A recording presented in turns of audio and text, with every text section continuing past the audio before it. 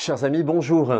Cette semaine a eu lieu l'instance Matignon, un rendez-vous annuel de rencontre entre l'Église catholique et le gouvernement. Cette année, la rencontre a eu lieu donc avec le Premier ministre, accompagné d'un certain nombre d'autres ministres ou de membres de son gouvernement. Et puis, du côté de l'Église catholique, il y avait, comme chaque année, le nonce, l'archevêque de Paris et la présidence de la Conférence des évêques.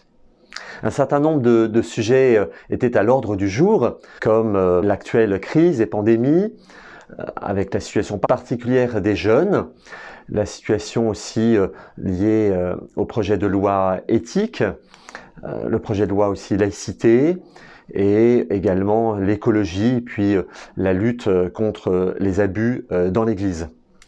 Vous voyez, un certain nombre de sujets sur lesquels l'Église, comme le gouvernement d'ailleurs, peuvent partager des sujets communs, avec aussi des regards parfois différents.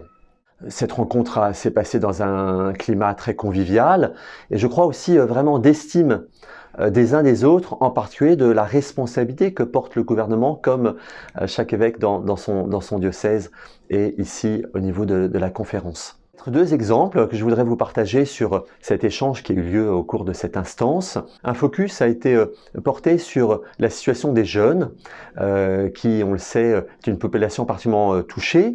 L'Église a pu redire combien les jeunes étaient impatients de retrouver les cours en réel.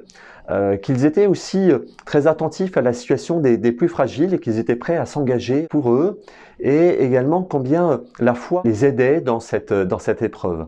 En réponse, le gouvernement a dit aussi sa vigilance sur la situation des jeunes et un certain nombre aussi de mesures qui ont été prises. Un autre sujet que je peux aussi vous rapporter, c'était sur l'éthique et plus particulièrement la fin de vie.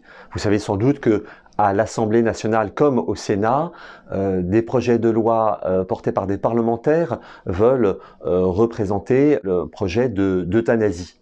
Bien évidemment, l'Église a pu dire son opposition, en particulier dans cette période de sortie de pandémie, de crise. C'est une parole d'espérance qu'il faut porter et non pas une parole de mort. Et particulièrement, l'Église a rappelé le besoin de déployer davantage les soins palliatifs et l'accompagnement des personnes.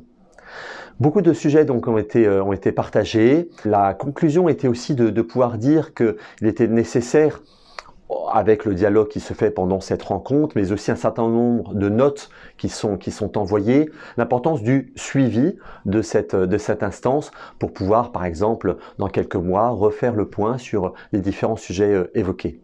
Vous le voyez à travers ces différents exemples combien cette instance est importante, mais qu'elle complète un certain nombre de rendez-vous qu'on a habituellement au cours de l'année avec aussi bien le Premier ministre que d'autres membres du gouvernement ou d'autres instances nationales, institutionnelles qui peuvent exister.